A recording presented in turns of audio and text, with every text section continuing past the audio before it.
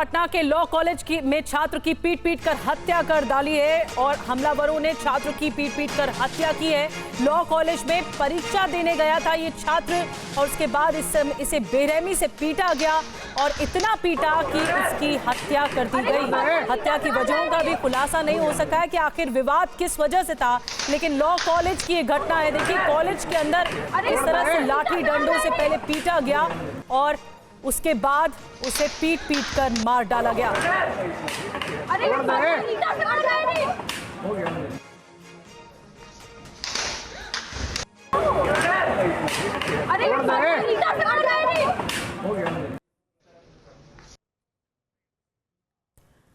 तो देखिए, तस्वीरें आपको दिखा रहे हैं कितने सारे लोग मौजूद थे। 1 2 3 4 5 6 ये 6 लोग मौजूद थे, लेकिन इसी के बीच में ही ये छात्र भी लॉ कॉलेज में चल रहा था और फिर अचानक से ये जो भीड़ है वो बेकाबू जाती, लाठी डंडे लेकर ये 6 लोग आए और उसके बाद एक के बाद एक वार करने लगे।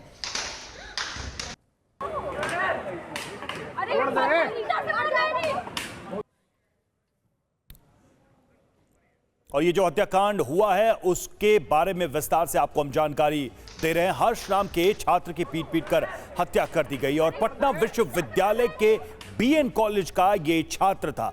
करीब 15 हमलावर चेहरा ढककर इस कैंपस में पहुंचे थे। लाठी डंडों से पीट कर इस युवक की हत्या कर दी। अब तक हत्यारों की पहचान नहीं हो पाई है।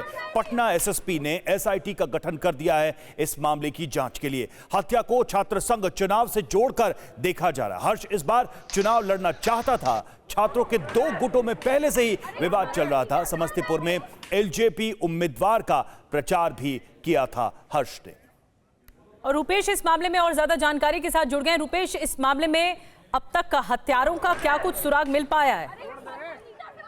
देखिए, 4 लड़कों की पहचान की गई है जो हॉस्टल में रहते हैं। पटना विश्वविद्यालय के एक हॉस्टल में रहते हैं। 4 बकौल एसएसपी 4 लड़कों की पहचान कर ली गई है। बाकी की पहचान उनकी निशानदेही के आधार पर की जा रही है। एसआईटी का गठन कर दिया गया है। सुल्तानगंज थाने के जो प्रभारी हैं अजय कुमार, उनके नेतृत्व में एक 6 सदस्यीय एसआईटी का गठन किया गया है। लेकिन सबसे अहम यह है कि पटना विश्वविद्यालय आज बंद है, तमाम कॉलेज बंद हैं, कई परीक्षाओं को स्थगित कर दिया गया है क्योंकि प्रशासन को, विश्वविद्यालय प्रशासन को यह आशंका है कि छात्रों के 2 गुटों में या फिर 2 हॉस्टल्स के बीच फिर से विवाद पैदा हो सकता है। लेकिन इस बीच वैशाली में छात्र का अंतिम संस्कार कर दिया गया है। छात्र इकलौता बेटा था जो पत्रकार अजीत कुमार हैं उनका।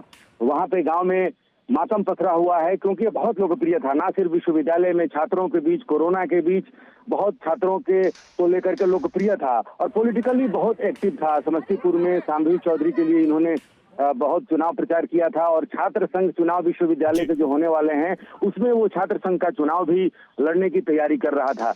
लेकिन पुलिस फिलहाल 2 गुटों के विवाद को लेकर के और राजनीतिक, ये दोनों एंगल से लेकर के आगे बढ़ रही है क्योंकि पिछले दिनों पटना विश्वविद्यालय के एक हॉस्टल के द्वारा मिलर स्कूल ग्राउंड में एक डांडिया नाइट का आयोजन किया गया था। उस बीच भी विवाद पैदा हुआ था, तब भी मारपीट हुई थी। लेकिन क्या उस विवाद के बाद से ही तो अब देखना होगा कि हुई वो उपजा हुआ था? रुपेश, देखना होगा कि इस हत्या के पीछे कौन कौन लोग शामिल हैं और इसके पीछे की वजह क्या है। जांच के बाद स्थिति शायद स्पष्ट हो जाए। बहुत बहुत शुक्रिया आपका हमसे जुड़ने के लिए। आगे बढ़ते, दिल्ली एयरपोर्ट पर फ्लाइट में बम की खबर से हड़कंप मच गया। इंडिगो फ्लाइट में संदिग्ध टिश्यू पेपर मिला। टिश्यू पेपर पर बम लिखे होने से मचा हड़कंप। टेक ऑफ से पहले फ्लाइट को रोकना पड़ा तो संदिग्ध टिश्यू पेपर मिला और उसके बाद हड़कंप मच गया। ये देखिए किस तरह के हालात वहां पर बने जब बम की अफवाह फैली तो उसके बाद हड़कंप मचा और कैसे जल्दी जल्दी वहां से लोगों को निकाला गया। टेक ऑफ से ठीक पहले एक टिश्यू पेपर में बम लिखा हुआ था और उसके बाद से ये हड़कंप मच गया। दरअसल ये इंडिगो की फ्लाइट रही और इंडिगो फ्लाइट में बम की खबर अचानक से मिली और फिर हड़कंप मच गया। दिल्ली एयरपोर्ट पर क्या कुछ हुआ आपको बताते हैं। इंडिगो फ्लाइट जिसका नंबर 6E2211 में बम लिखा हुआ टिश्यू पेपर मिला और उसके बाद ये सनसनी फैल गई। प्लेन के टॉयलेट में संदिग्ध टिश्यू पेपर से हड़कंप मच गया। दिल्ली से वाराणसी जा रही थी ये फ्लाइट और टेक ऑफ करने ही वाली थी, लेकिन टेक ऑफ करने से रोका गया। प्रोटोकॉल के मुताबिक तुरंत एग्जिट गेट खोल दिए गए। सभी यात्रियों को इमरजेंसी में बाहर निकाला गया। जो तस्वीरें आप देख रहे हैं वो रेस्क्यू करने की है। जांच के बाद बम होने की खबर फर्जी पाई गई। पूरी चेकिंग के बाद प्लेन को टर्मिनल में पार्क किया जाएगा। शालिनी हमारे साथ इस वक्त हमारे सहयोगी दिल्ली एयरपोर्ट से जुड़ चुके हैं। शालिनी, अभी तक जो बातें सामने आई हैं उससे ये तो पता चल गया कि बम नहीं था प्लेन में, लेकिन ये स्थिति आई कैसे, इस तरह के बारे में अभी तक की जो जानकारी है वो क्या है?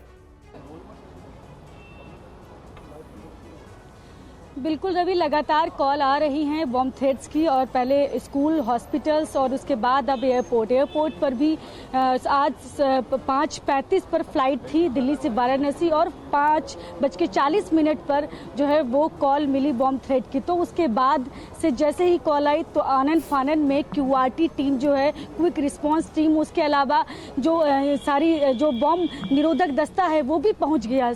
तुरंत जांच शुरू की गई। सारे जो पैसेंजर्स 174 पैसेंजर सवार थे उसमें, और 2 उसमें बच्चे थे, सभी को जल्दी से इवैक्यूएट किया गया और इमरजेंसी एग्जिट से निकाला गया। उनको स्लाइडर से, तो इतनी जल्दबाजी में सबको जल्दी निकाला गया। हालांकि जांच में कुछ नहीं पाया गया अभी, लेकिन अभी भी सारे प्रोटोकॉल जो है वो फॉलो किए जा रहे हैं। SOP जो है उसको पूरी तरह से लागू किया जा रहा है। तो एक एक चीज की जांच की जा रही है। सब कुछ अभी तक, भले ही हॉक्स कॉल बताई जा रही है, लेकिन अभी भी जांच जारी है। अभी भी फ्लाइट जो है ना, लोग जो सवार थे अभी भी वो यहाँ से निकल नहीं पाए हैं। फ्लाइट अभी की वही खड़ी हुई है, वही अभी भी जांच चल रही है। तो ये अभी नहीं समय पता चल पाया कि कब तक यहाँ से वो फिर से उड़ान भरेगी। बिल्कुल शालिनी, हर कदम इस वक्त फूंक फूंक कर उठाया जा रहा है, और बेशक ये हॉक्स कॉल रही जैसा कि आप बता रहे हैं, या फिर ये जिस तरह से आशंका रही, लेकिन उसके बावजूद भी चेकिंग पूरी की जा रही है। बहुत बहुत धन्यवाद शालिनी, ये जानकारी पहुंचाने के लिए। एहतियात के तौर पर बड़े कदम उठाए जा रहे हैं। बहरहाल आगे बढ़ते हैं। पश्चिम बंगाल की CM ममता बनर्जी के एक भाषण के वायरल क्लिप पर विवाद खड़ा हो गया है। ममता पर पवित्र धर्म ग्रंथों पर आपको बता दें कि उनके अपमान का आरोप लगा है। बीजेपी ने कहा है कि मुख्यमंत्री ममता को सभी धर्मों के लोगों से माफी मांगनी चाहिए। এটা বাংলার ইলেকশন নয়, বাংলার ইলেকশন হলে আমি কৈফিয়ত দিতাম দাঁড়িয়ে দাঁড়িয়ে, এখনো দিলে আমার রামায়ণ, মহাভারত, কোরআন, বাইবেল শেষ হয়ে যাবে, তা আমার কাহিনী পুরোবে না। 67টা স্কিম আমরা চালাই, ছোট থেকে বড়, জন্ম থেকে মৃত্যু। पश्चिम बंगाल की CM ममता बनर्जी के इसी वायरल वीडियो को लेकर विवाद हो रहा है। विवाद तब शुरू हुआ जब बीजेपी IT सेल के प्रमुख अमित मालविया ने सोशल मीडिया X पर पोस्ट करके दावा किया कि ममता बनर्जी ने चुनाव प्रचार के दौरान रामायण, महाभारत, बाइबल और कुरान की बेअदबी की। अमित मालविया ने आरोप लगाया कि ममता बनर्जी का हिंदू धर्म के प्रति तिरस्कार जग जाहिर है। लेकिन ममता के भाषण में मुस्लिम धर्म ग्रंथ के बारे में आपत्तिजनक टिप्पणी किए जाने के बाद जब मुस्लिम समुदाय के लोगों ने ऐतराज जताया तो मुख्यमंत्री ने मुस्लिम समुदाय से माफी मांगने के लिए TMC नेता और कोलकाता की मेयर फिरहाद हकीम को आगे कर दिया। अगर कोई भाई को इसके लिए कोई भी तकलीफ हुआ तो मैं ममता बनर्जी को, मैं जितना दिन जानता हूँ, करीब 35 साल, वो हर मजहब को दिल से इज्जत करती है, इसलिए इसमें भरोसा मत करिए। वहीं केंद्रीय गृह मंत्री अमित शाह ने यूपी के कुशीनगर में एक रैली में राहुल गांधी और अखिलेश यादव पर तंज कसते हुए कहा कि इस बार कांग्रेस 40 सीटें भी नहीं जीत पाएगी। वहीं समाजवादी पार्टी के बारे में दावा किया कि उसे 4 सीट भी नहीं मिलेगी। आप लोगों को 400 पार कराना है, 400 पार। भाइयों बहनों, मैं आज इस कुशीनगर के मंच से 4 तारीख का परिणाम कहता हूं।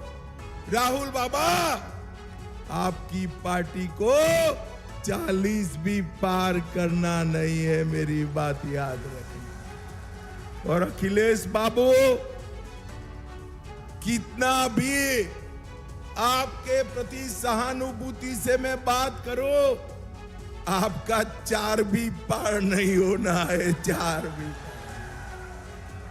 देश की जनता ने तय किया है कि अगले 5 साल नरेंद्र मोदी प्रधानमंत्री रहेंगे, और इसके बार बार वो प्रधानमंत्री रहेंगे। और चुनाव के दौरान जुबानी हमलों में खटाखट और फटाफट जैसे जुमले नेताओं के मुंह से खूब निकल रहे हैं। अब बीजेपी नेता रविशंकर प्रसाद ने राहुल गांधी के खटाखट वाले बयान पर कहा है कि 4 जून को जनता चटाचट करेगी।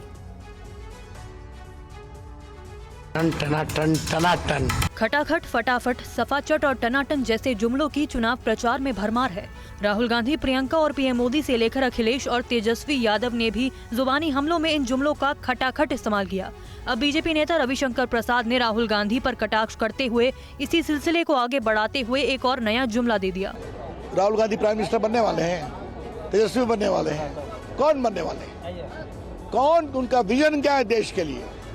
कोई आर्थिक नीति है? कुछ नहीं, कुछ छोड़ दीजिए। कभी संविधान लेके चलते हैं, संविधान 2 दिन चला तो आजकल एक नया जुमला शुरू कर दिया, छोड़ दीजिए। ये जुमले वालों की पार्टी है। ये देश नरेंद्र मोदी के साथ चलना चाहता है, विकासशील देश को और आगे बढ़ाने। नया नया शब्द निकालते हैं, खटाखट, पटापट। तो राहुल गांधी का 4 तारीख को जनता कर देगी चटाचट चटाचट। कुछ दिनों पहले राहुल गांधी का खटाखट वाला बयान काफी चर्चा में रहा था। उसके बाद से ही ऐसे जुमलों की झड़ी लग गई है। और लोकसभा चुनाव के अंतिम चरण में सबसे वीआईपी वाराणसी सीट पर चुनाव होने हैं। पीएम के इस संसदीय क्षेत्र में बीजेपी अध्यक्ष जेपी नड्डा ने सोमवार को चुनाव प्रचार किया।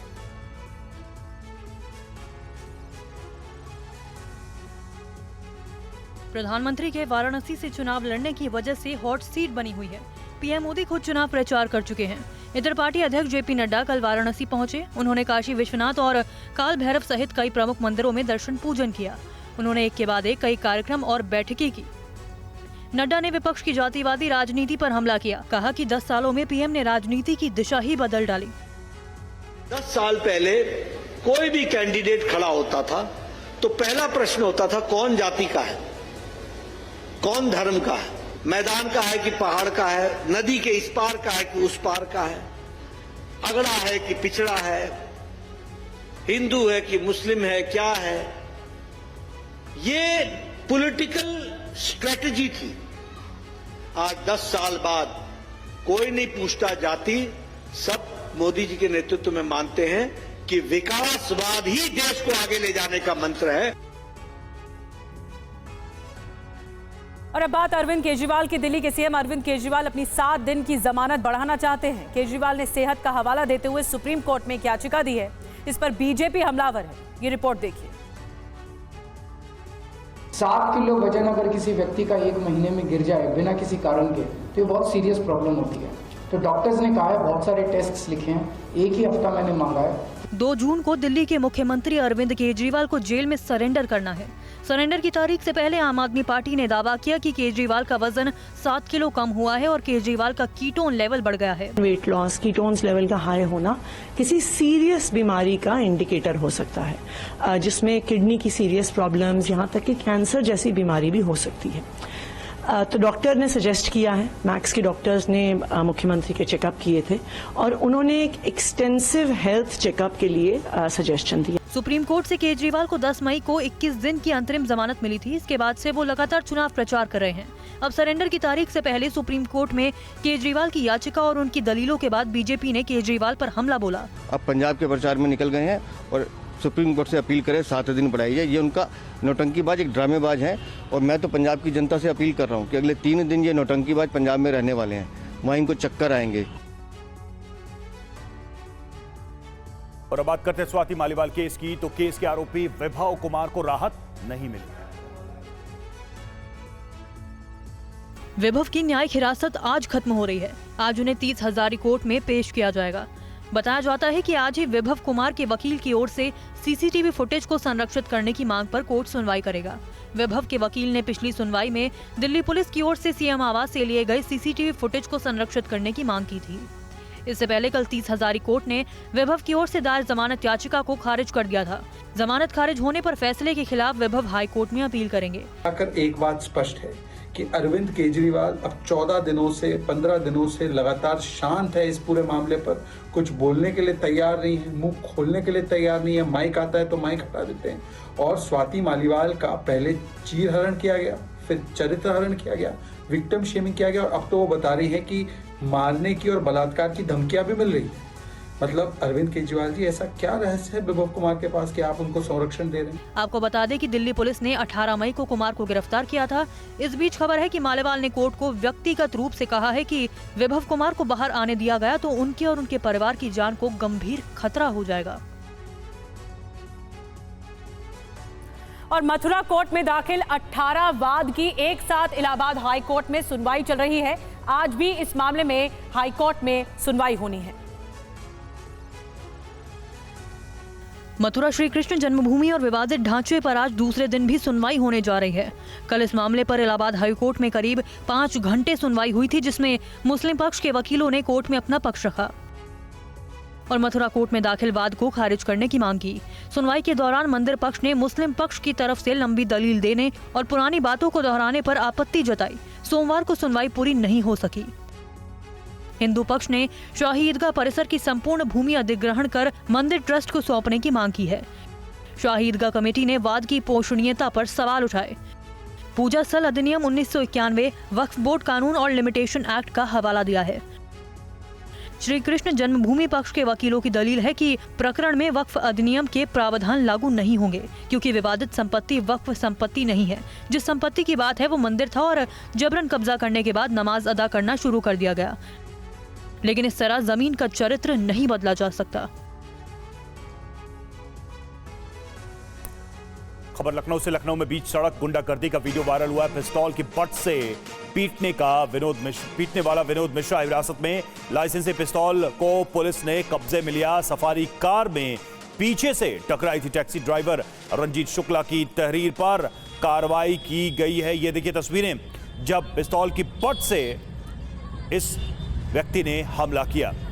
जानकारी के मुताबिक इस आरोपी का नाम विनोद मिश्रा है, जिसे हिरासत में ले लिया गया है और सफारी कार से पीछे से टैक्सी टकराई थी ड्राइवर रंजीत शुक्ला की तहरीर पर यह कार्रवाई की गई है।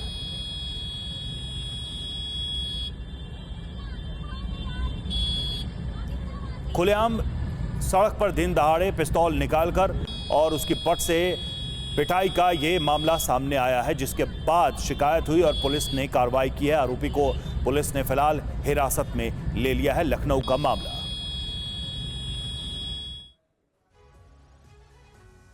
और आइए खबरों में आगे बढ़ते हैं। गर्मी इस वक्त प्रचंड तौर पर पड़ रही है। दिन में कामकाज के लिए निकलना लोगों के लिए बहुत मुश्किल हो रहा है। इस बीच नोएडा प्रशासन ने रेड लाइट पर थोड़ी राहत देने की कोशिश की है। गर्मी में सड़क इतनी तप रही है कि जैसे वो सड़क नहीं बल्कि अग्निपथ हो। लोगों का इससे गुजरना मजबूरी है। ऐसे में जब रेड लाइट पर रुकना पड़े तो समझिए कि अग्नि परीक्षा देनी है। नोएडा पुलिस ने राहगीरों को राहत देने के लिए ट्रैफिक लाइट पर ग्रीन नेट की व्यवस्था की है ताकि राहत मिले। अच्छा है सर, बढ़िया चीज़ है ये, बढ़िया चीज़ है सर, पहली बार देखा है आज हमने ये। अच्छा, हाँ जी सर, तो उसके लिए धूप से बचने के लिए हाँ। कैसी पहल चला कर रही है आप? बहुत अच्छी द्वारा और नोएडा पुलिस द्वारा भी इस तरीके की पहल को आगे बढ़ाया जाएगा, यानी कि हर रेड लाइट पर जहां पर हैवी ट्रैफिक रहता है और उनको धूप से बचाने के लिए इस तरीके के ग्रीन नेट लगाए जाएंगे। वैज्ञानिकों की माने तो शहर में गर्मी ज्यादा होने के पीछे शहरों की छत और दीवारों के कलर भी अहम भूमिका निभाते हैं। थोड़ी सी पहल से गर्मी को कम करने में आप भी अहम भूमिका निभा सकते हैं। जिस तरीके से हम बिल्डिंग बना रहे हैं, जिस तरीके से हम सड़कें ज़्यादा बनाते हैं या कलर जो हम यूज़ करते हैं, जैसे जितना आप ग्रे या काला मैटर ऐड करते रहेंगे उतना ही आपका हीट एब्जॉर्ब करेगा। वहीं राजधानी दिल्ली भी भीषण गर्मी की चपेट में है। शहर के कुछ हिस्सों में अधिकतम तापमान 48 डिग्री सेल्सियस के ऊपर दर्ज किया गया है। दिन निकलने के साथ ही दिल्ली वाले गर्मी से जूझ रहे हैं। पूरे दिन लू के थपेड़े लोगों को झेलने पड़ रहे हैं। तापमान अब 50 डिग्री सेल्सियस के पास पहुंचने को बेताब है। शहर के कुछ हिस्सों में कल अधिकतम तापमान 48 डिग्री सेल्सियस को पार कर गया और अगले कुछ दिनों तक लू की स्थिति से राहत मिलने की कोई संभावना नहीं है। सफदरजंग, जिसे शहर का आधिकारिक मार्कर माना जाता है, उसने इस सीजन का दूसरा सबसे अधिक 45.1 डिग्री सेल्सियस दर्ज किया, जो सामान्य से 4.7 डिग्री अधिक था। पालम में अधिकतम तापमान 46 डिग्री सेल्सियस सामान्य से 5 डिग्री अधिक दर्ज किया गया। इससे पहले रविवार को दिल्ली के नजफगढ़ में अधिकतम तापमान 48.6 डिग्री सेल्सियस दर्ज किया गया, जो सामान्य से 8 डिग्री अधिक था। मुंगेशपुर मौसम केंद्र में अधिकतम तापमान 48.8 डिग्री सेल्सियस दर्ज किया गया, जो सामान्य से 8 डिग्री अधिक था। तो इसलिए इस बार ऑलरेडी टेम्परेचर ऐसे रिकॉर्ड हुआ है और जब तक मानसून नहीं आता है तब तक कंडीशंस ऐसे फेवरेबल रहता है कि हायर टेम्परेचर और हीट वेव कंडीशन डेवलप करने के लिए, अनलेस कोई वेस्टर्न डिस्टर्बेंस आ जाए। और इस बीच हीट वेव जानलेवा स्तर तक पहुंच चुकी है। राजस्थान के जैसलमेर में भीषण गर्मी की वजह से एक बीएसएफ जवान की मौत हो गई। देखिए गर्मी का पारा कहां जा रहा है। राजस्थान के जैसलमेर का तापमान 55 डिग्री के पार पहुंच चुका है। बावजूद इसके पाकिस्तान से सटे इस इलाके में देश की हिफाजत के लिए हमारे जवान डटे हैं, जान की बाजी लगाकर सरहद की रखवाली कर रहे हैं। प्रिकॉशंस में बचाव रखें। इसमें जरूरी है कि अपने जो यहाँ का खास करके मैं कह सकता हूँ कि सबसे प्रभावी है वो पटका, यानी चेहरे को, सर को ढक के रखें। बताया जाता है कि गर्मी ने जाबाज कांस्टेबल अजय कुमार की जान ले ली। सीमा चौकी भानु पर तैनात अजय पश्चिम बंगाल के जलपाईगुड़ी के रहने वाले थे। रामगढ़ अस्पताल परिसर में शहीद जवान को गार्ड ऑफ ऑनर दिया गया। अंतर्राष्ट्रीय सीमा पर तैनात जवानों को मुश्किलों का सामना करना पड़ रहा है। देखिए ऐसा है कि जो एक्सट्रीम टेम्परेचर चल रहा है, इसलिए हम ये कोशिश कर रहे हैं कि ओपी जो टावर है, पक्के टावर हैं, वहाँ पर हम कूलर उनको प्रोवाइड कर रहे हैं। काफ़ी जगहों पर हमने कूलर लगाए हैं। जहाँ कच्चे हैं वहाँ पर पानी का बंदोबस्त किया गया है, ताकि वहाँ पर जो पुराना ज़माने में जैसे घास लगा के उसके ऊपर ठंडा रखते थे वो भी कर रहे हैं। इसके अलावा यूपी के अंदर हमने कोल्ड रूम्स बनाए हैं। अगर किसी जवान की तबीयत खराब हो जाती है तो तुरंत उसको इवैक्यूएट किया जाता है। और गर्मी की वजह से मशीनें भी हाँफ रही हैं। बिजली के ट्रांसफार्मर को ठंडा करने के लिए कूलर लगाने पड़ रहे हैं। क्यों? हैरान रह गए ना? जिस बिजली से कूलर चलते हैं उसके ट्रांसफार्मर को भी कूलर की जरूरत पड़ रही है। देखिए एक नहीं बल्कि दो कूलर लगाए गए हैं बिजली कर्मचारियों ने। ये तस्वीरें हैं राजस्थान के करौली की, जहां तापमान 47 डिग्री के आसपास रह रहा है। बिजली आपूर्ति बाधित ना हो इसके लिए ट्रांसफार्मर को कूलर से ठंडा किया जा रहा है। गर्मी की वजह से बिजली की खपत बढ़ गई है, बिजली की मशीनों पर लोड बढ़ गया है। यूपी की राजधानी लखनऊ में भी ऐसी ही तस्वीर मिली। गर्मी के कारण लगातार ट्रांसफार्मर फूक रहे हैं। ट्रांसफार्मर ठंडा करने के लिए जानकीपुरम में सहारा स्टेट पावर हाउस में बड़े बड़े कूलर लगाए गए हैं। जैसा कि आप देख रहे हैं यहाँ पर, इनको बचाने के लिए सबसे होता है कि हम इनके बाइंडिंग और आयल टेम्परेचर को न बढ़ने दें। इसके लिए हम फैन, कूलर जो भी लगा है लगाने का प्रयास करता है कि हम टेम्परेचर एक लिमिट तक रहे। मुरादाबाद में भी बिजली विभाग का यही हाल है। ट्रांसफार्मरों को ठंडा करने के लिए पानी डाला जा रहा है। ट्रांसफार्मर का तापमान 60 से 70 डिग्री से ऊपर पहुंच रहा है। ट्रांसफार्मरों पर बाल्टी भर भर कर पानी डाला जा रहा है। जी हां, गर्मी से निपटने के लिए अलग अलग तरीके अपनाए जा रहे हैं। पंजाब और हरियाणा के कई शहर भीषण गर्मी की इस वक्त मार झेल रहे हैं। कल सिरसा में तापमान करीब 48.5 डिग्री सेल्सियस दर्ज किया गया। गर्मी सता रही है, सुकून छीन रही है। हरियाणा के सिरसा में तापमान 48.4 डिग्री सेल्सियस रहा, जो इस मौसम का सबसे गर्म दिन रहा। पूरा हरियाणा भीषण गर्मी की चपेट में है। मौसम विभाग के अनुसार हरियाणा के महेंद्रगढ़ में भी पारा 47.5 डिग्री पर पहुंच गया। रोहतक में अधिकतम तापमान 47.1 डिग्री सेल्सियस, झज्जर में 47 डिग्री सेल्सियस, भिवानी में 45.5 डिग्री सेल्सियस, गुरुग्राम में 46 डिग्री सेल्सियस, फरीदाबाद में 46.9 डिग्री सेल्सियस, जबकि अंबाला में अधिकतम तापमान 44.5 डिग्री सेल्सियस दर्ज किया गया। राजधानी चंडीगढ़ में भी मौसम का मिजाज बिगड़ा है। यहाँ अधिकतम तापमान 44.1 डिग्री सेल्सियस दर्ज किया गया। पंजाब के अमृतसर में अधिकतम तापमान 45.4 डिग्री सेल्सियस दर्ज किया गया। भटिंडा में 45.6 डिग्री सेल्सियस, लुधियाना में तापमान 44.8 डिग्री सेल्सियस, पटियाला में 45.4 डिग्री सेल्सियस और फरीदकोट में 45.6 डिग्री सेल्सियस दर्ज किया गया। और पीएम मोदी 30 मई को कन्याकुमारी जाएंगे। 31 मई को विवेकानंद रॉक मेमोरियल जा सकते हैं पीएम। विवेकानंद रॉक मेमोरियल में ध्यान कर सकते हैं पीएम। आखिरी चरण के मतदान से पहले पीएम मेडिटेशन कर सकते हैं। 30 मई को पंजाब में रैली के बाद तमिलनाडु जाएंगे।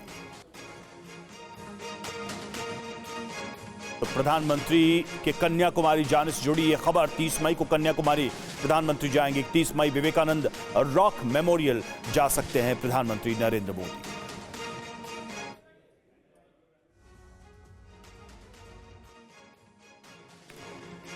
चुनाव प्रचार के बाद प्रधानमंत्री से जुड़ी एक अहम खबर। आखिरी मतदान से पहले मेडिटेशन कर सकते हैं। देखिए 30 मई पंजाब में रैली और उसके बाद तमिलनाडु जाने का ये कार्यक्रम है।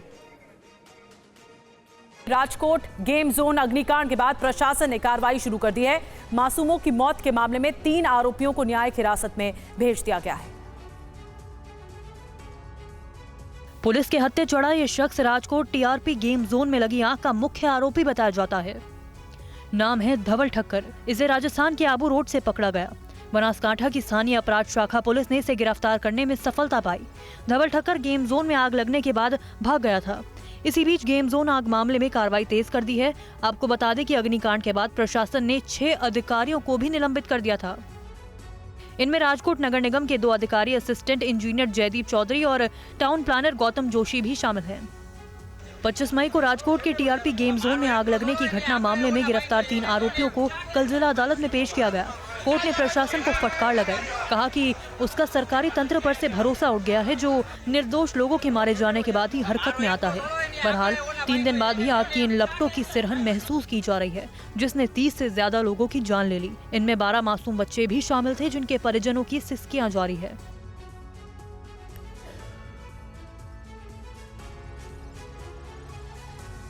मध्य प्रदेश के इंदौर में धार्मिक स्थलों से 400 से ज्यादा लाउडस्पीकर्स हटाए गए। इस कार्रवाई के बाद मुस्लिम समुदाय ने प्रशासन पर सवाल खड़े किए। ये हादसा खेड़ी मस्जिद के लाउड स्पीकर खोले गए प्रशासन की अनुमति के अनुसार। कानून के अनुसार इंदौर में 1-2 नहीं बल्कि पिछले 48 घंटे के दौरान अलग अलग समुदाय के 258 धार्मिक स्थलों से 437 लाउडस्पीकर हटवाए गए। इंदौर में राज्य सरकार के निर्देशों के मुताबिक लाउडस्पीकर हटवाए जाने के बाद मुस्लिम समुदाय के एक प्रतिनिधि मंडल ने इस मुहिम पर आपत्ति जाहिर की। शहर काजी मोहम्मद इशरत अली के प्रतिनिधि मंडल ने जिलाधिकारी आशीष सिंह से मुलाकात की। कहा कि सुप्रीम कोर्ट के दिशा निर्देशों के मुताबिक आवाज की तय सीमा के अनुसार धार्मिक स्थलों में लाउडस्पीकर के इस्तेमाल को मंजूरी दी जानी चाहिए और जो सुप्रीम कोर्ट का जो ऑर्डर है उसके मुताबिक अमल होना चाहिए, हमारी मांग है। सुप्रीम कोर्ट ने गाइडलाइन दी है कि 55 डेसिमल से ज़्यादा का इस्तेमाल नहीं कर सकते धार्मिक स्थल पे। हम तैयार है, 55 से कम रखेंगे। प्रशासन ने धार्मिक स्थलों के प्रबंधन से जुड़े लोगों से अपील भी की है कि वो दोबारा इन जगहों पर ध्वनि विस्तारक यंत्रों का इस्तेमाल ना करें। शासन के जो निर्देश हैं और जो सुप्रीम कोर्ट के पहले के आदेश हैं उसी आधार पर शासन के निर्देशों का निर्देश जारी किए गए थे और उसी के तहत हमारे द्वारा कार्रवाई करी। और आइए बात करते हैं तूफान की। रेमल तूफान निकल गया लेकिन बर्बादी के निशान छोड़ गया है। घरों के साथ ही इंफ्रास्ट्रक्चर को भी तूफान ने तहस नहस करके रख दिया है। 135 किलोमीटर से ज्यादा की रफ्तार से आया रेमल चक्रवात पश्चिम बंगाल में तबाही का तूफान मचा गया। काकद्वीप, बकखाली, फ्रेजरगंज, सागरद्वीप और सुंदरवन इलाकों में हजारों कच्चे घर ढह गए। बर्बादी का जो अब तक आकलन किया गया उसके मुताबिक तूफान ने पश्चिम बंगाल में 6 लोगों की जान ले ली। यहाँ के 24 प्रखंड और 79 नगर पालिका वार्डों में अब तक सर्वे में पाया गया है कि करीब 29,500 घर आंशिक या पूरी तरह से क्षतिग्रस्त हो गए, जिनमें अधिकतर घर दक्षिणी तटीय इलाकों में हैं। अधिकारियों के मुताबिक राज्य के विभिन्न हिस्सों में 2000 से अधिक पेड़ उखड़ गए और लगभग 1700 बिजली के खंभे गिर गए, जिससे कई इलाकों में अब भी बिजली आपूर्ति बहाल नहीं हो पाई। रेमल के कारण कल भी गुवाहाटी अंतर्राष्ट्रीय हवाई अड्डे से कोलकाता जाने वाली 14 उड़ानें रद्द कर दी गई। लैंडिंग करने में विफल रहने पर कुछ विमानों को गया, गुवाहाटी, भुवनेश्वर और वाराणसी भेजना पड़ा। इधर रेल सेवा बहाल कर दी गई है। मौसम विभाग के अनुसार तटीय इलाकों में 5 से 6 फीट तक ऊंची लहरें उठी, जिससे सैकड़ों गांव जलमग्न हो गए। नुकसान के आंकड़े बढ़ सकते हैं। सर्वे का काम अभी जारी है। इस बीच प्रशासन प्रभावित लोगों तक मदद पहुंचाने में लगा है। राहत कैंपों में 77,288 लोग अब भी रह रहे हैं। और जम्मू के सांबा में ब्लास्ट का सीसीटीवी वीडियो आया सामने। धमाके में 3 लोग घायल हुए थे। सांबा के मदाना इलाके में हुआ था धमाका। घायलों का अस्पताल में इलाज जारी है। कल हुआ था धमाका, आज आई सीसीटीवी फुटेज।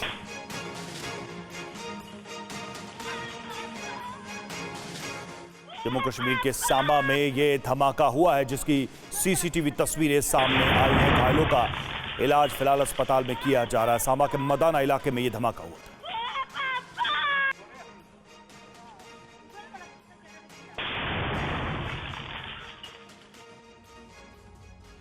और जम्मू कश्मीर के रियासी में चेनाब नदी में जलस्तर बढ़ा है, जिसके बाद सलाल बांध के गेट खोल दिए गए हैं। ये तस्वीरें आपको दिखा रहे हैं। ये बांध के गेट खोल दिए गए हैं जलस्तर बढ़ने से। पानी का स्तर इतना ज़्यादा बढ़ गया है कि गेट खोल दिए गए हैं। रियासी में तस्वीरें आपको दिखा रहे हैं, चेनाब नदी का ये जल स्तर बढ़ता हुआ, जिसके बाद सलाल बांध के इस डैम के गेट खोल दिए गए हैं।